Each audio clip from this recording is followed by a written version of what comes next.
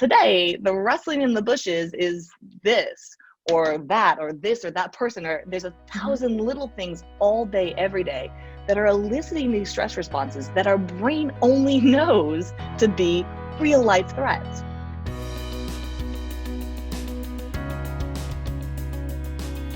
You all are in for a treat today. You're watching episode 4 of Living and Leading with Emotional Intelligence. I'm your host, Brittney-Nichole. Today's guest is Dr. Rebecca Heiss. Dr. Rebecca Heiss is the founder and CEO of Icueity. She's an international speaker, and her background is in biology. But Rebecca teaches people how to live fearlessly and the importance of the chemistry of our brains and how our thoughts really create our reality. So today we're going to talk about self-awareness, because if you know anything about emotional intelligence, you know that self-awareness is at the foundation for developing our EQ. So I don't want to do any spoilers because we have a lot of great content in this discussion. So without further ado, here is Dr. Rebecca Heiss. I love your hair. I wish I had your hair. It's so pretty and fluffy. Oh my gosh. Thank you. It's okay, so I don't care that this goes on recording. I have not showered this morning. I woke up, I started running and racing and then I realized I had Zoom calls and I was like, I have to put on the things. And I didn't this morning. I was like, forget it. I went, tied it up and called it good, because there's so much pressure on looking right for the part. And I'm over it. I'm done right now. I'm too tired. There's other things going on. Yeah, I agree. So how many calls have you had this morning, or what time was your first call? This would be my 4th call today. Yeah. Really? Oh my gosh. Yeah. It's good though. It's great. It's there's energy right now, I think, in the air, and opportunity for change and opportunity to grow, and for all of us, and I think that's it's exciting. It's hopefully leads to some good things. I hope so. Well, I'm really thankful for the time that you're taking out of your busy schedule to absolutely. This is I know a lot has changed, like you were saying, since we originally scheduled this call, which was probably a month ago. So yeah, a lot. Been a few things that have happened. A few things, just a few very important things that we need to be aware of. So, and we can talk about that in the conversation a little bit if you want to, as that applies to self-awareness, because I think that is so important right now. We need to start waking up and being mindful and self-aware of what's going on around us, instead of ignoring the situation like it doesn't exist. So there you go. Yeah, sure. I'm happy to go any direction that we need to go in this. So I'm going to let you guide me, and I'm just here to give any responses that I can. Cool.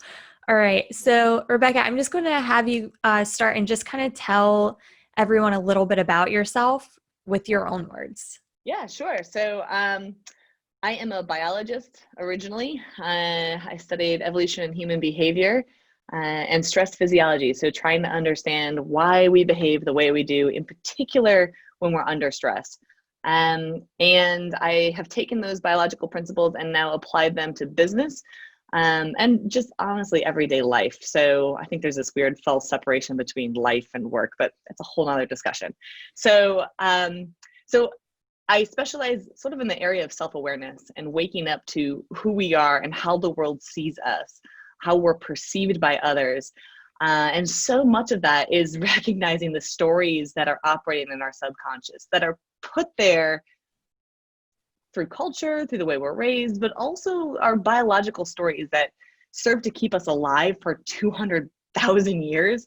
Like our brain is just it's an organ of survival, right? So all of these shortcuts that it's built to help keep us alive in these difficult environments today, don't necessarily serve us. So that's what I study. And I am on the road quite a bit, well, less these days, which is fine. I'm doing a lot of Zoom, but I work with organizations and individuals to help control and change those stories to increase performance, to increase self-awareness, and to grow personally and professionally. Yeah, I think I could really nerd out with you for hours on end about how all of that works because, my thing is emotional intelligence. And one of the key components of emotional intelligence is self-awareness. And it's really the foundation of self-awareness. Because if you're not aware, then how are you going to know what to regulate, how to regulate that? And then how are you going to have social awareness? Because if you can't perceive your own feelings and emotions and accurately assess how other people are seeing you, it's like one thing builds on top of the other. You can't have one without the other. So yeah, that's exactly it. Right now, we are under tremendous stress, and we've been under stress for decades upon decades that have been triggering these instinctual stressors, right? But it reacts differently in the body now because we're kind of stewing in those unpleasant emotions, which are creating all these toxic chemicals in our bodies. And although those chemicals are natural, it's when they become consistent, right? So can you tell us a little bit about that and how mindset and our thoughts influence the chemical reactions in our brain and how self-awareness plays into that? Yeah, sure. I mean, we can start with cortisol, which is probably the easiest hormone to talk about and the most complex and to some extent. But cortisol is the main stress hormone. And so we have a influx of cortisol to start the day, honestly. It's what gets us out of bed in the morning, and it's helpful in our day-to-day lives to regulate other hormones and to regulate our energy levels and to regulate when we need glucose. And so it's not like a bad hormone. Right. However, cortisol really serves us in fight or flight moments, fight, flight, or freeze moments. So when there's an actual tiger, right? So think about our ancestors, there's a little rustling in the bushes. You need to pay attention to that. That could be a potential real life and death threat. Today, the rustling in the bushes is this or that or this or that person, or there's 1,000 little things all day, every day that are eliciting these stress responses that our brain only knows to be real life threats, because our brain is really bad at interpreting perceived versus real danger. And so if we're constantly being basked in this, it's a tiger, it's a tiger, it's a tiger, it's a tiger, what happens is we have this overexpression of cortisol. We have cortisol just pouring out all the time, which means that our brain never actually comes down out of that stressed out state. And when we're in a stressed out state, we're not using this portion, which is the gift to humans. I mean, this frontal lobe is expanded in humans like it is in no other species. And it's what allows us to think cognitively and consciously and make really tough executive decisions and debate and moralize. And when cortisol levels go up, this portion of our brain shuts down. And we rely entirely on these shortcuts, on these subconscious stories, again, that kept us alive in the day when those were actual threats. And today, this isn't going to actually kill you. Right. It's not an immediate threat, but our brain doesn't know that. So today, all the things that once kept us alive are preventing us truly from fully living. And so we're staying in the limbic system pretty much. It's never going past that.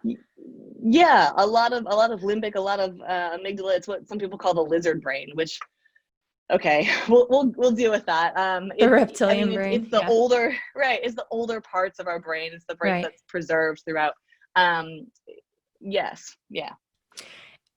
But being self-aware, we're able to control that and regulate our autonomic nervous system, right? Or at least our sympathetic nervous system by being aware to some extent.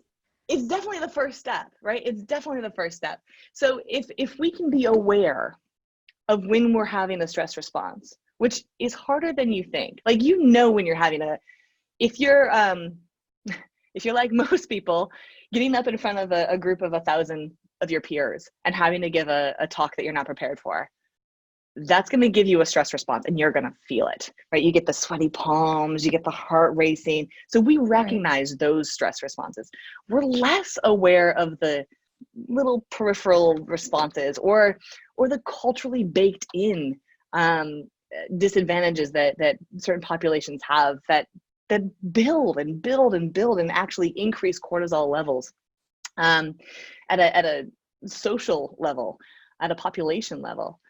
And so awareness is certainly the first step, because when you're aware of, hey, I don't need to have a cortisol, a stress response to this.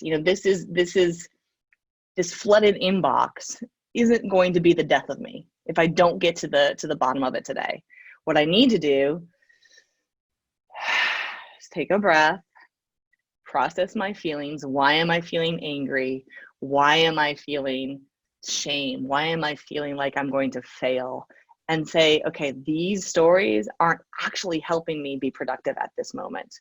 So it's certainly the first step. I think it's really difficult to be self-aware at all times.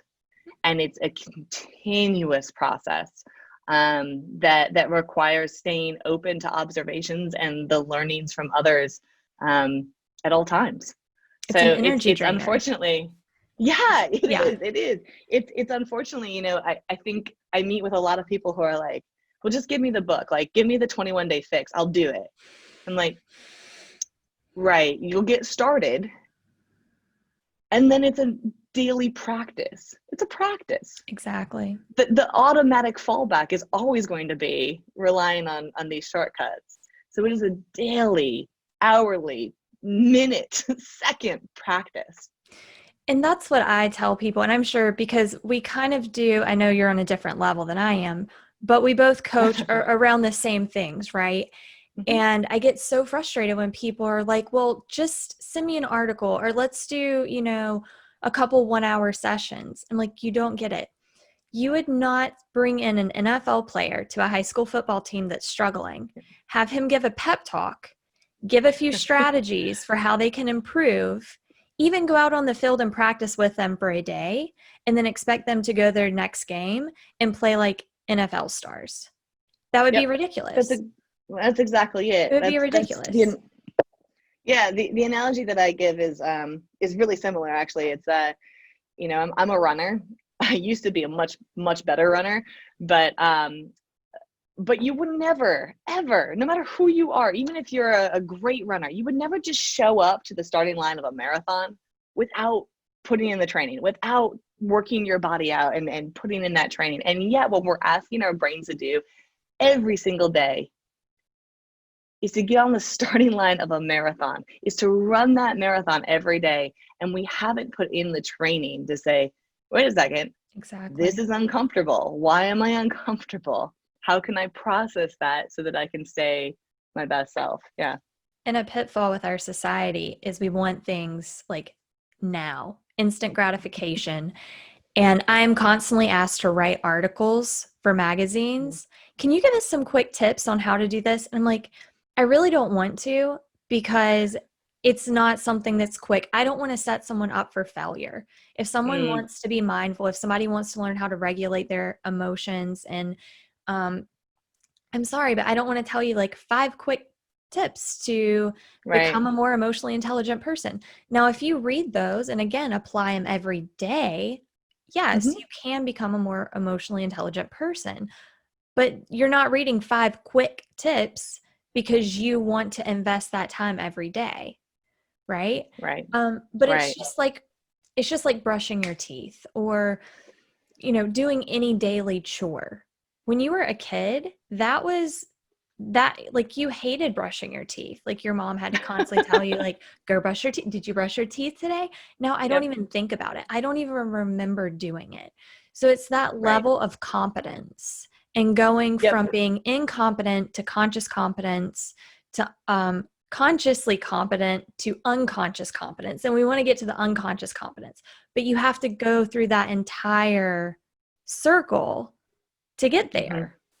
And a lot of people will never get to, like, I'm going to tell you, it took me 7 years to get to where I am today, from being a completely emotional disaster and wreck to being self-aware and being able to, I would say, regulate about 70% of what I'm feeling, which is pretty good.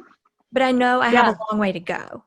a long way to go. Yeah, sure. We all do. And I love that you're open about that because, I think as somebody who works with self-awareness, I'm expected to be self-aware all the time, as I'm sure you are. And the reality is, no, I'm not. I'm failing every single day. And I think it's important that we're vulnerable about that. And because it is, as you've said, it's a practice. And those stories are real and they affect us in so many ways. Like, are you open to an observation? Yeah. You've already self-depreciated. You already said, I know that I'm not at your level. How do you know that? You're because I don't have a absolutely PhD at my yet. level. Yeah, but that's a story, right? That's a story that we tell ourselves. That's some of the self-limiting beliefs, I think, that prevent women like you, men like, whatever, from achieving something that they're completely capable of, because we self-depreciate, because that's what we've been taught that we're supposed to do in this culture, because then we're valued more. What? And these stories hit me all the time. And it's really, I didn't mean to pick on you there, because it's really easy for me to see it in you. It's true. I did it yesterday. And the only reason I was so attuned to it is because one of my mentors called me on it.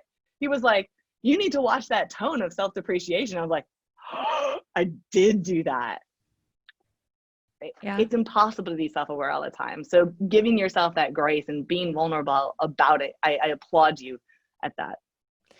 And it helps too, I've noticed, when I call things out. So for example, I would come home from work, and if I had a really bad day, then I would take that out on whoever was in the room at the time, right?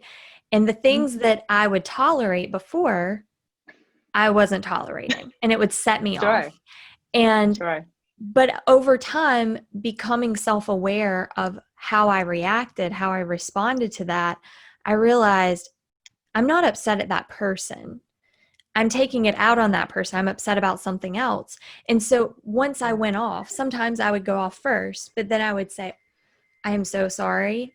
I should not have taken that out on you. I just had a really bad day.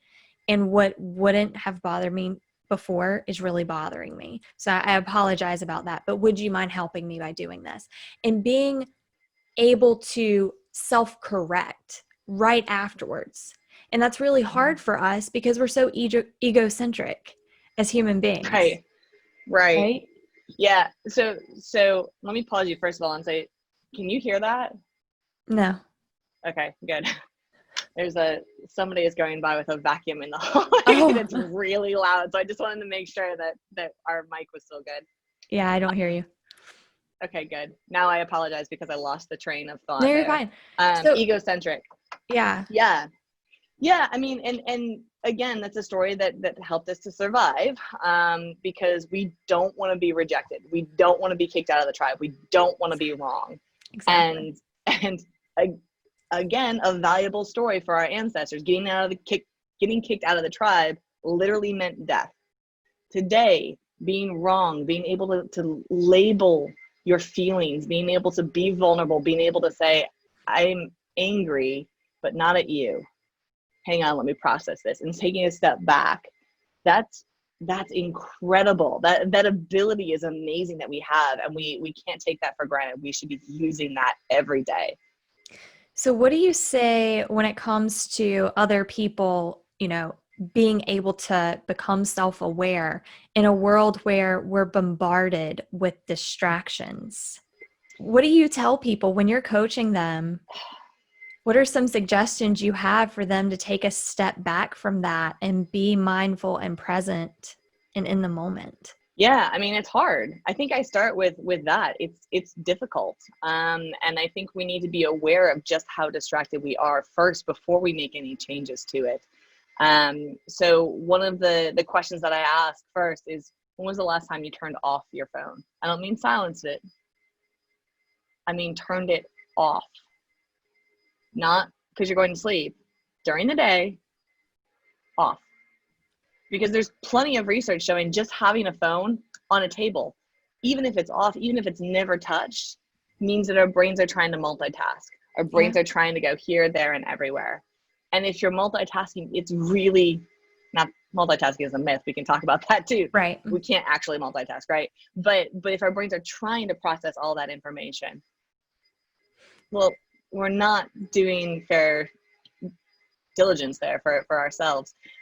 So I think the first step is to become aware of all of the distractions that you do have in your life. Like, list them. Physically writing them down, I find, is really useful, because I can say, oh yeah, I've got this vacuum that's going on right now, and it's really pulling my attention, and and that's bothering me. And my phone is sitting here, and I just got it off a call, and I want to make sure that I have those notes down. And so, am I being fully present to you? Okay, let me take a moment, regroup, and say, yeah, I'm here now. But until we go through and really just sit with ourselves for a moment, sit in this space where we are and say, what is pulling my attention? What fears do I have? I actually use alarm clocks with a lot of my clients. So I'll have them, do you set an alarm clock in the morning to wake up? No, not anymore. I have Okay. a pretty good internal alarm Schedule going. Yeah. Right. But you probably did at one point. It was miserable. Yeah. I hated it. Most people who have alarm clocks and they set their alarm for a particular time during the day, they start to wake up a few minutes before that alarm clock goes off, right? Because they've programmed their brains to become conscious at a particular time. So I use that same concept while people are already awake. And I use these devices, which we're carrying with us all the time anyway. I don't want to come off as somebody who hates technology. I love technology, right? But we have to use it. So I have them set alarm clocks to go off 5 times throughout the day, regular intervals. When the alarm clock goes off, all I ask them to do is turn the alarm off, put that phone back away, take a deep breath, and check in. What am I doing right now?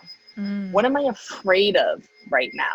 Because fear is underlying so much. Yes. So many of those stories that keep us from being self-aware. Like, really sit and say, what am I afraid of? Am I afraid that Anita's going to reject that email that I'm sending? Is that why I'm being so angry about it? Am I afraid that I'm wrong about this thing? Is that why I'm being so defensive about it? Am I afraid?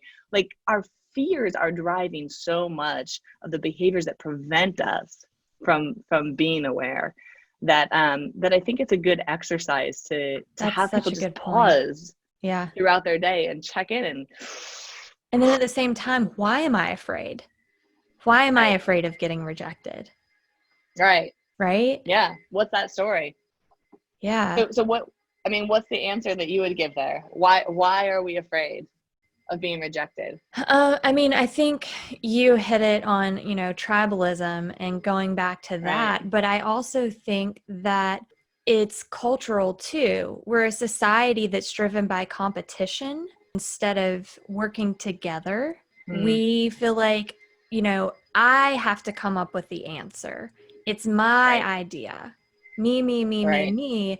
And we don't see that working together is so much more beneficial. And I think we need to open our minds, and instead of seeing our tribe as our political views or our religious views or our ethnicity, we need to open up and say, we are all human beings. That should be our new tribe, and expanding that tribal view, because there's billions of us out there. We shouldn't fear not being accepted by a certain group. We are not our labels. And biologically, we're energy and matter, right? And we have that with the universe, not just human beings. So you could continue to broaden that. Yeah, no, I agree. And that's, it's our biology that pulls us back to that tribe constantly. And I think being aware of that is actually really important, because it is what underlies racism. It underlies misogyny. It underlies so many of these poisons, these toxins in our society. And certainly culture then follows that biological drive. Culture is built structures and monuments to keeping particular tribes this way or that way, or particular genders, or And so addressing those stories at the biological level and saying, okay, this doesn't make me a bad person, but I do carry these shortcuts because I am human. Exactly. So how can I look at the shortcut, become aware of that shortcut, and say, not a story I need. And to me, that requires that interruption, that disruption of our subconscious thinking, of all of the thoughts that we just, when we stay busy, we stay locked into. And that's another thing we have to be aware of. I think so many people, we don't understand ourselves, which is mind-blowing to me, that we're expected to know history and math and science, but we're not expected to know ourselves and how we as human beings function and operate, which leads to all of these problems that we have, and we don't know how to handle it. So then they get out of control. And like what's going on now, everybody's in this state of fear and anger, and those are appropriate emotions to feel right now. But if you don't know how to channel them in a productive way, they're just going to turn into static, right? We want people to hear us. We want people to listen to us. That's the whole point. We want our message to be heard. But if we don't know how to effectively communicate that and be aware of how we're presenting certain information, then it can get lost.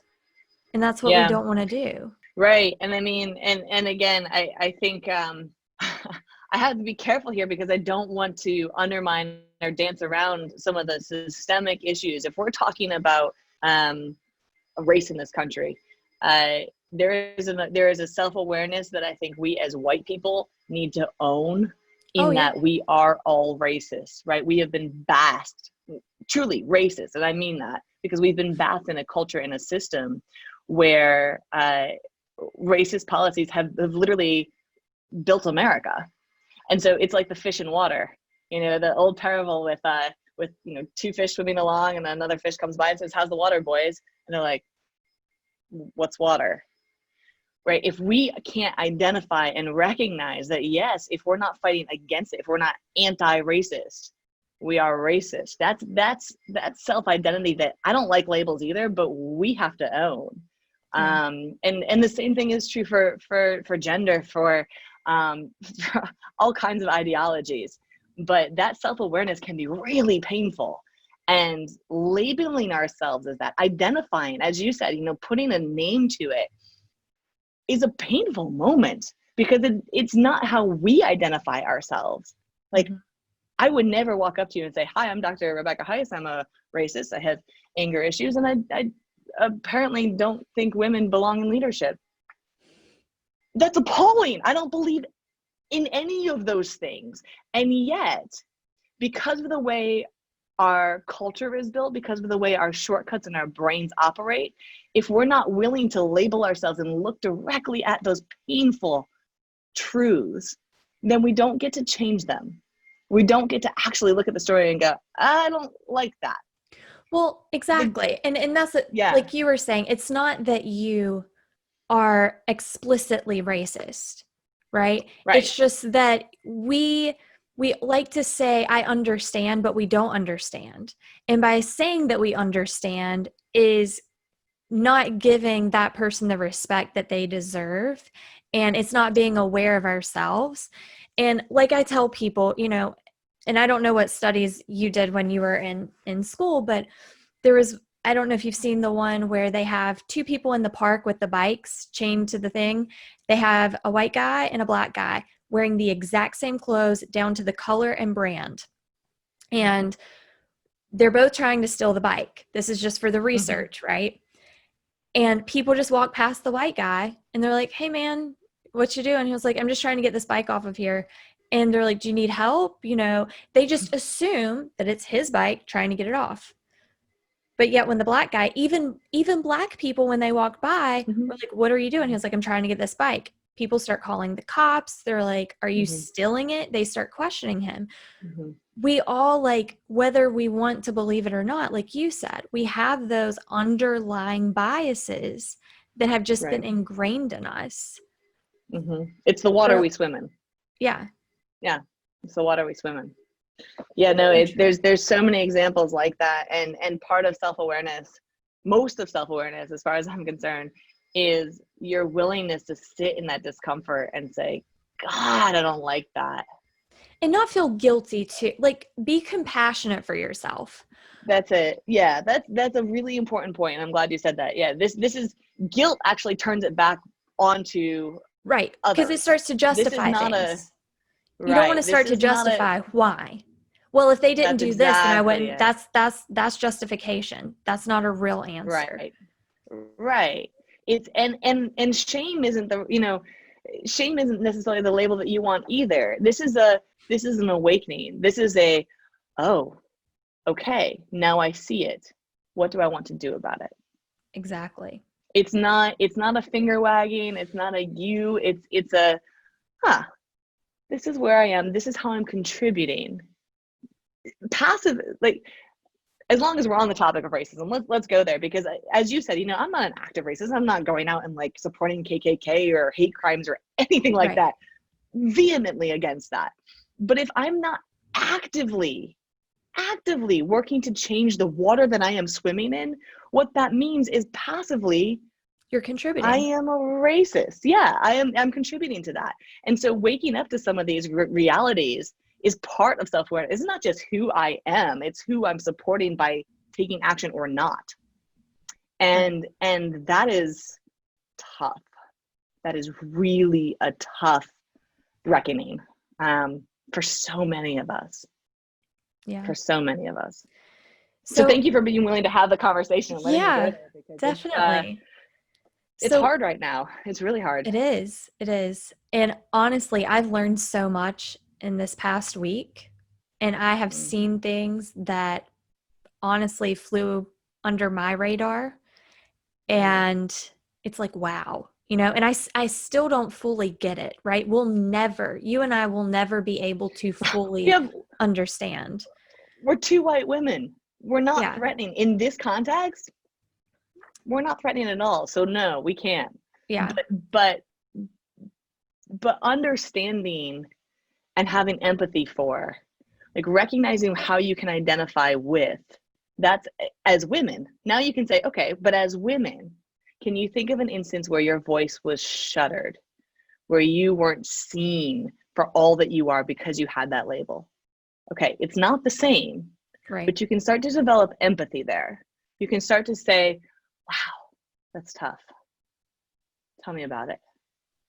Let me listen. Let me try to better understand.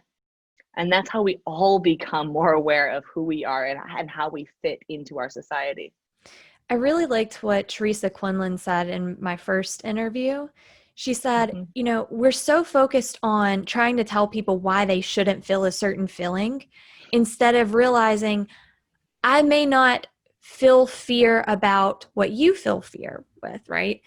But I know what the feeling of fear feels like. And that's the area of commonality.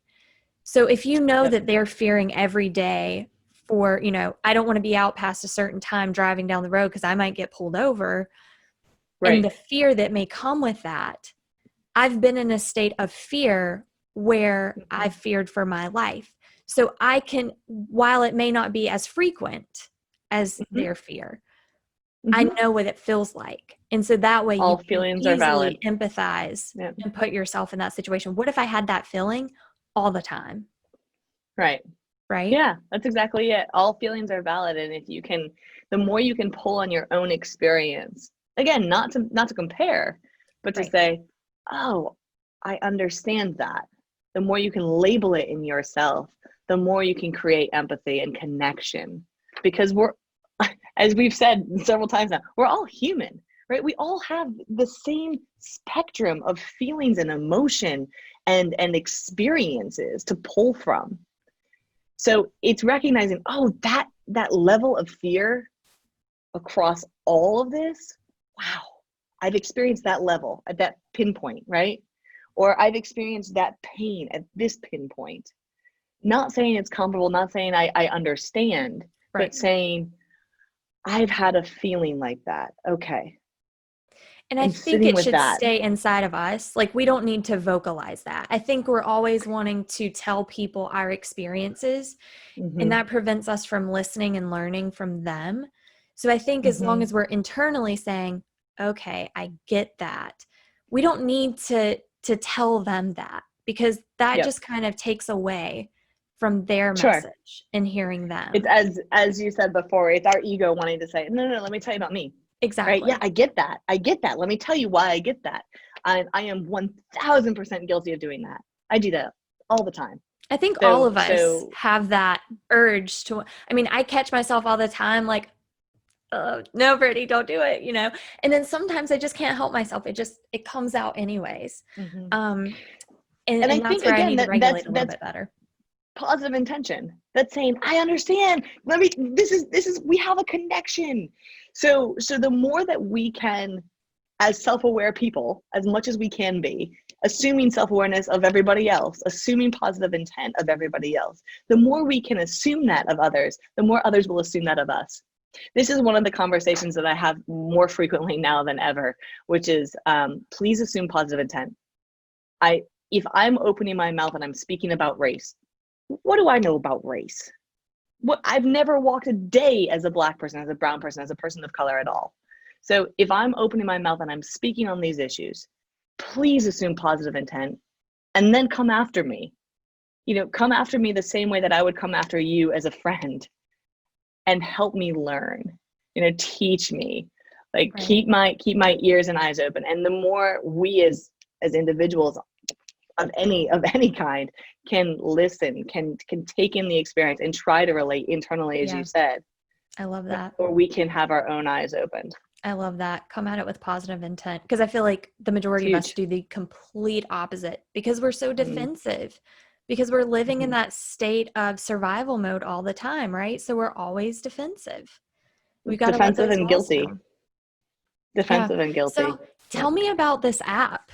I'm excited to hear about this. Yeah, thanks for asking. So I'm scared to say the date because I'm so scared it's going to get pushed back. End of this month. That's what I'll say. End of this month. My app Icueity is coming out. And Icueity, nice. Yeah, Icueity. So it's ICUE, like IQ, like queuing you in. Icueity's role is to give fearless feedback. When I say fearless feedback, what I'm talking about is we all walk around not able to see ourselves as others see us, right? We have an idea of who we think we are and how we think we're presented to the world. But how often do you actually get honest feedback from somebody who's like, yeah, you're definitely not funny. What? Right? It's really hard to get the feedback that would actually be really beneficial to us, to be better communicators, be better partners, be more empathetic in our communication as leaders. And so the app itself is like a 360 review, if you've ever done a 360 review. So let me just walk you through it. Yeah. You select yourself 3 traits at a time, or 3 skill sets that you're interested in and having assessed about yourself. So the first ones I tested, I think, were honesty, humor, and leadership skills for myself. And you're asked then to rate yourself on a sliding scale 1 to 10 on each of those things. So, I'm going through it. I will tell you right now, I put 10 out of 10 on humor because I think I'm hilarious. And I was sending it to my family. So I'm like, I'm definitely the funniest person in my family, no doubt. Okay, so this is where things get real. So then you send this survey, this poll, out to your friends, family, colleagues, customers, whoever it is that you want honest feedback from. And they fill out the exact same poll. So sliding scale 1 to 10, rating you on those 3 traits. And it's dripped out over the course of 21 days. So you never know who's getting what when. And the feedback comes back anonymously. So it'll say, nice. 1 user rated you here, right? And so now it's not, even if we're sitting, and I trust you, I would tell you, completely honest, I think I probably would butter it up a little bit. Yeah, I think we all would. Right? We all do that. Yeah. We all do. Yeah. It's uncomfortable. It's uncomfortable. It is. So this skirts around the discomfort, which I honestly don't like. I think we should all sit in discomfort. But since that's not human nature, what this does is it skirts around that and says, no, you can provide completely honest feedback to somebody, be anonymous, and then that person gets the benefit of seeing themselves how others see them, truthfully.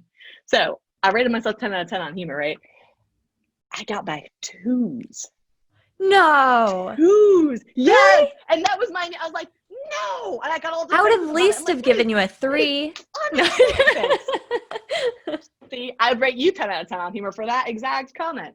No, it was valid. I mean, the ratings increased, but somebody, truthfully, doesn't think that I should lead with humor, and that's so important for me to recognize, right? Because if I'm going up in front of my company, or in front of my family, or in front of whoever I'm pulling, and I'm leading with something that I think I'm really good at, like, I am so funny, I'm just going to start this thing out, I'm going to roll out with some jokes, and my whole team is saying, please don't. Not again. Not again. Right.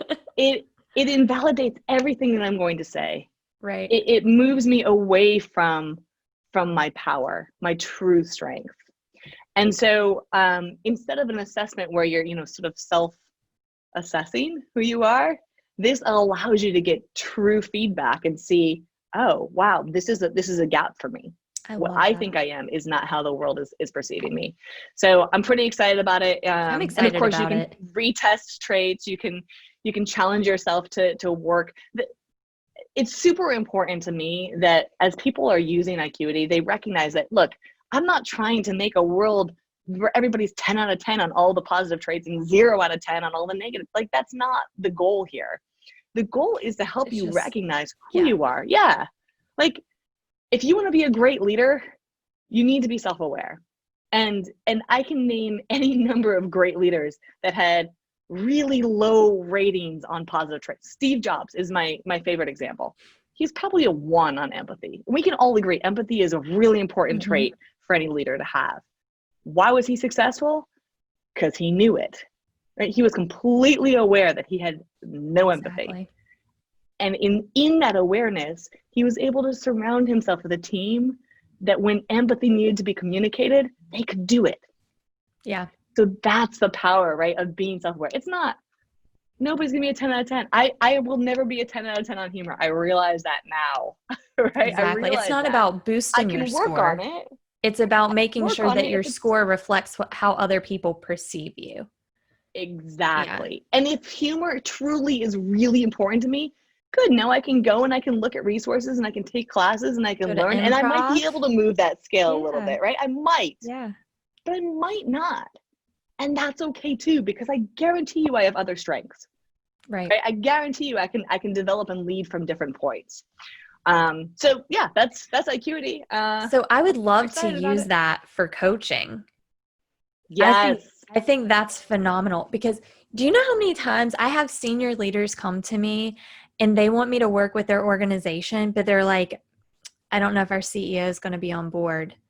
He or she lacks this awareness. They think they're the best thing that's ever happened to this company. And everybody else is like completely opposed to how they run things, how they behave. I think that would really be a wake-up call for so many people. I love that. Yeah. So thank you. When you said the end of the month, I want to be clear because I don't have the date on this recording. So right now it is, as we're recording, it's June 5th.